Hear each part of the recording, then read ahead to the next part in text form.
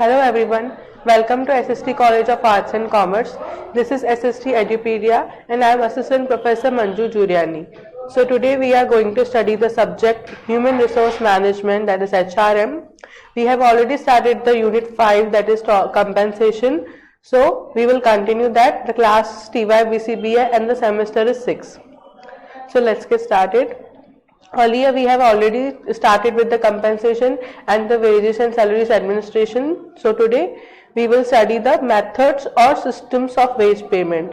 So methods, there are three methods of wage payment. First is time wage system, second is piece wages system, and third is balance or debt system.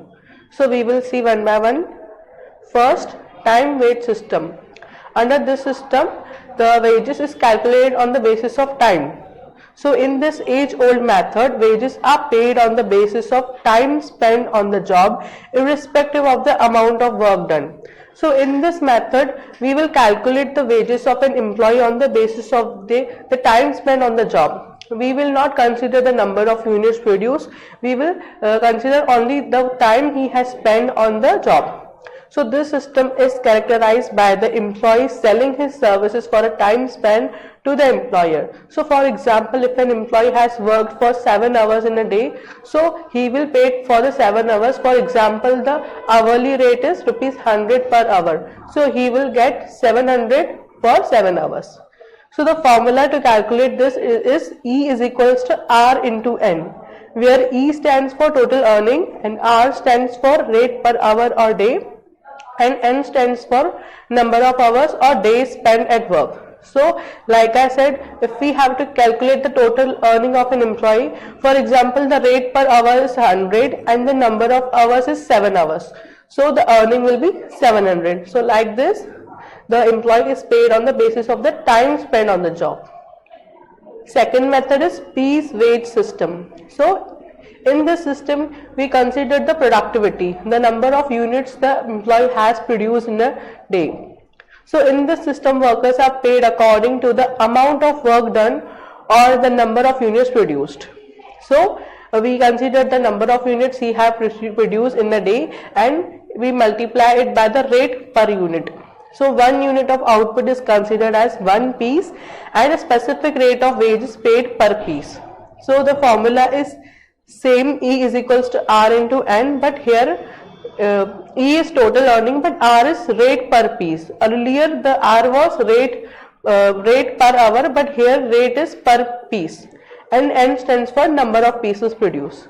So for example, the rate per piece is 10 and number of units he have produced 100. So the total earning will be 1000. So here we consider the number of units produced by an employee rather than time spent.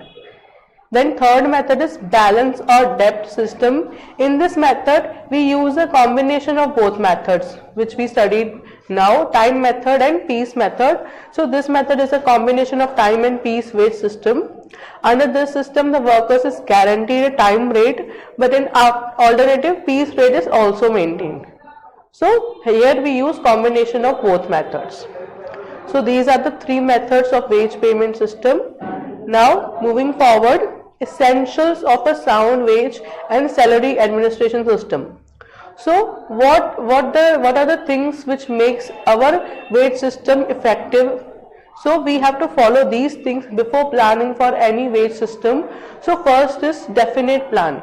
There should be a definitive plan. The proper planning should be done whether which method we will follow for wage, like piece wage system or time wage system or combination. So proper planning should be done, that how much wages we are going to pay and when we are going to pay and which method we are going to use. Proper planning should be there, which will make our wage system sound.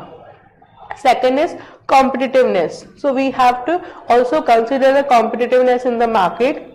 Our wages should be sufficient that it should be in par with other organizations.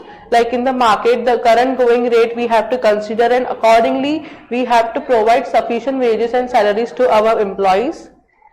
Next is equal pay for equal work. So there should not be any discrimination in the pay among the employees. Equal pay should be given for the equal work done.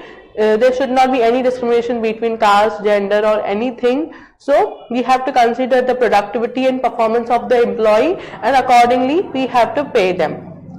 Then next is reasonable wages. So the amount of wages should be reasonable. It should not be very less. So we have to pay reasonable amount of wages. We have to follow the current market rate, as well as there are certain government regulations we have to follow, like Minimum Wages Act. All those rules and regulations should be followed. Then next is minimum wages. Like I said, there is an act called Minimum Wages Act. So according to that act, our employee should be paid minimum wages. Below that which we cannot pay. So minimum number of wages should be paid to each and every employee. So fair wages should be paid. Otherwise employees will be dissatisfied from the job and they can leave the organization. So in order to satisfy our employee and improve their productivity and efficiency, we have to provide minimum wages to them. Then next is communication. So there should be proper communication between the employees and the management. So we as a management, as a company, they should understand the needs of the employee. They should solve the complaints and grievances of the employees, and at the same time employees should understand the instructions given by their managers, their supervisors.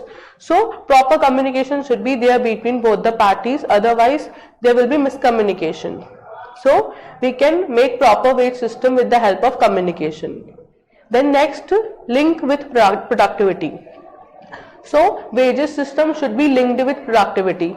Either we can use the number of units produced, or we can consider the time spent on the job. So higher the productivity, higher will be the wages, and vice versa. If an employee is working in an efficient manner, his productivity is more, so he should be paid more as compared to other employees. So the wages should be linked with the productivity levels. So that's why employees will be motivated to produce more and they will perform in a better way. Next is regular and prompt payments. So the payment should be provided regularly, like weekly or monthly. So the regular payment should be made to employees, and timely payment should be made prompt. Whenever the date is there for the payment, it should be provided on time. Delays should be ignored, because otherwise it will lead to employees' dissatisfaction. So in order to motivate employee, we have to provide regular and prompt payments. Then next is grievance.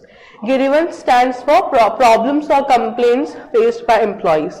So the grievances, problems or complaints of the employee should be solved by the company, and there should be different committee, separate committee or group of members for redressals, for grievance redressal, for solving the complaints of the employees. So it will lead to employee satisfaction and more performance. Then last is review. So from time to time we have to review our wage system and salary administration. So because we have to stay with the par with the international standards and other organizations, so we have to review our system from time to time, and if any changes are required, we have to make so this is required to make our wages system strong and sound. So these are the essentials of a sound wage and salary administration system. First is definite plan, then competitiveness, equal pay for equal work, then reasonable wages should be provided, minimum wages, proper communication should be there, link with productivity, regular and prompt payments, grievances should be solved, and review.